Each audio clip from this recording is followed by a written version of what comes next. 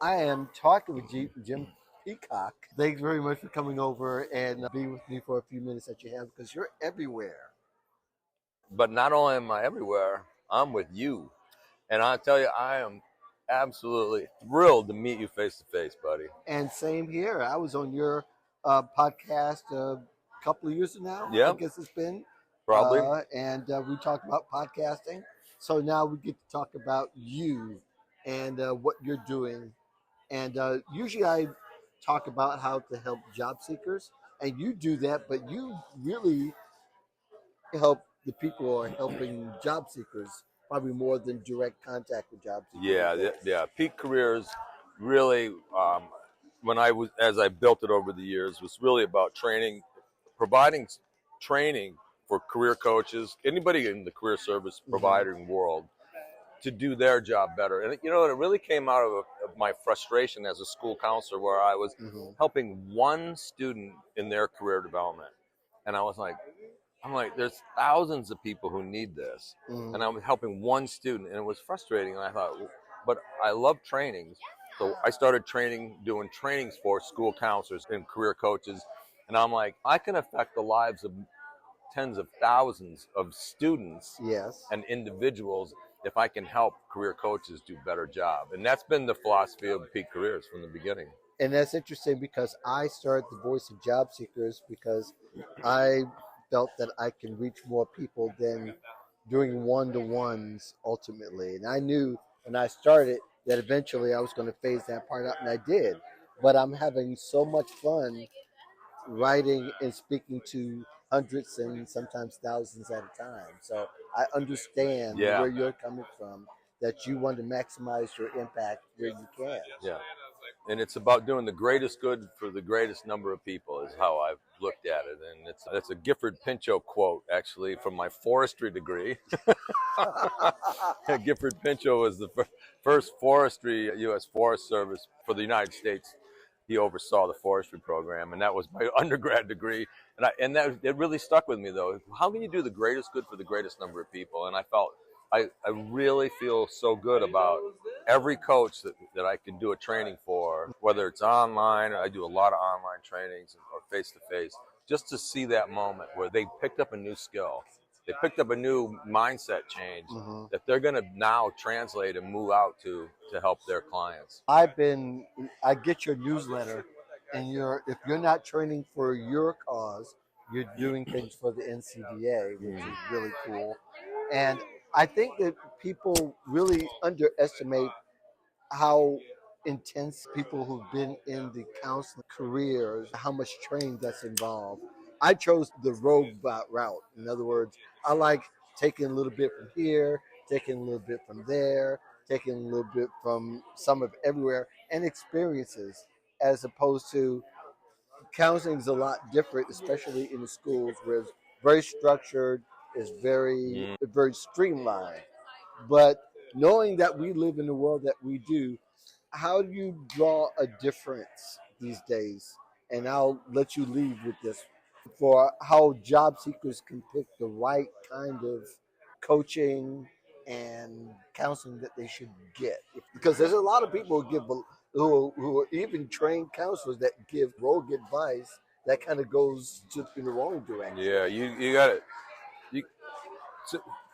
So there's some people who do need a counselor, someone with that mental health counseling background. I think if there's a person that has more counseling needs, you can find counselors that also have career background. And that's the trouble is a lot of mental health counselors don't have any career understanding. Right. But there's a lot of career counselor coaches right here at NCDA, National Career Development Association, who have both sides. And so there's actually a friend of mine, Anush Hansen, who's actually right behind us over here.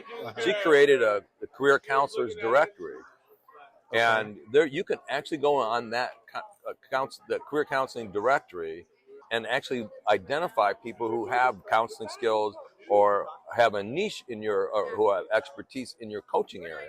So if you need counseling, you try to find someone who has both counseling and coaching career background. That's one thing. But if you're just looking for career coaching, really a lot of us have different expertise areas. So you really got to do your homework. Yeah. I'm was a trained school counselor, but I also came from higher ed. So that's a skew that I have. It's a skew of I have a view of the world that's probably different than, well, the guy I'm sharing the booth with, who Hmm. has a strong school counselor background. Hmm. I have other people who have a military background, right? They worked in the military working with people. Right. Other people who are working with really well with people with anxiety, right? So you'll find that on the website. But you're going to want to find, and actually another example, there's some people like in Boston, if I'm in Maine, some people in Boston will reach out to me and Hmm. they're looking for really specific information, but I can tell that they're looking for work in the Boston area. Right. They should hire a coach from the Boston area who knows that The the landscape. industries and the landscape that they're Hmm. coming from. If I get someone from Chicago, I'm going to send them to you. If Yeah. I got someone who's looking in Boston, I've got 3 or 4 people that I would send to there. Right. So I think when people are looking for work, really do take the time to look at what's the background of this person, what are they offering, what are they saying their expertise is in. Hmm. Yeah. And most coaches offer a free 15, 20-minute, half an hour get together. So I guess the last question. I thought this was going to be my last question, but I do want to ask about the mental health piece within the career coaching industry. In fact, is has you found that has gone up? That demand has been more so since the pandemic, or maybe the last 10 years or so, because it always wasn't that way. Career coaching was like career coaching, and if people needed to have some mental health aspect, then they would have to go find something else. But a lot of times, the mental health aspect was the blockage of them really Yeah. getting the career coach part. And that's a great issue, man. And the theme of this conference this Right? year is this mental health and career coaching where they cross over. I think people have to stay in their lane, Yeah. and you got to stay within your scope of practice. So even though I may be seeing more clients with anxiety, Right. and that's what we're seeing across the board, Hmm. as a career coach, I need to be aware: is it anxiety or is it depression? Is it more?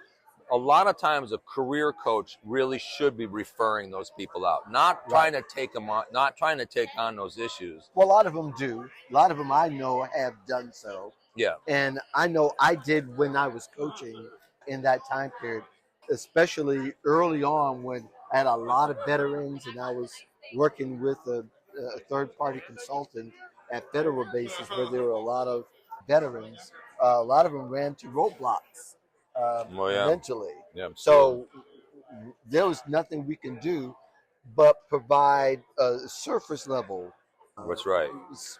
but that didn't necessarily help them. That became a frustration. So ultimately, people should get the very specific needs met. If they could do a hybrid, that's great. If they're trained in both areas. Right. If not, then they need to seek the one and then seek the other when they're ready.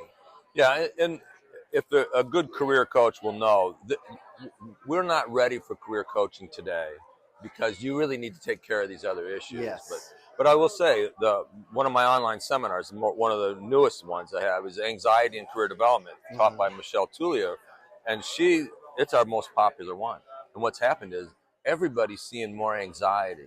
Anxiety is a lower level of mental health, but we Uh-huh. just need to be aware. What are the signs for anxiety, and what are the signs when I should refer somebody? And that's what I'm saying is career coaches should stay in their lane, make sure that they refer out when it goes above their pay scale, and then you decide. I've had clients. I said, you got too many things going on. Right. You need to go take care of these other things. Then come back and see me. But most of the time, I can work with those people as long as we're just aware of it. Right. As long as they know that you're not there to solve the mental. I'm not part taking of on it. mental health. Yeah. Thank you very much, Jim, for coming over. Pleasure to finally meet you Oh man. and have you on the podcast. Even though 10 minutes is great, this was a chock full of information. Yeah. I appreciate it. Thank you so Absolutely. much. Thank you.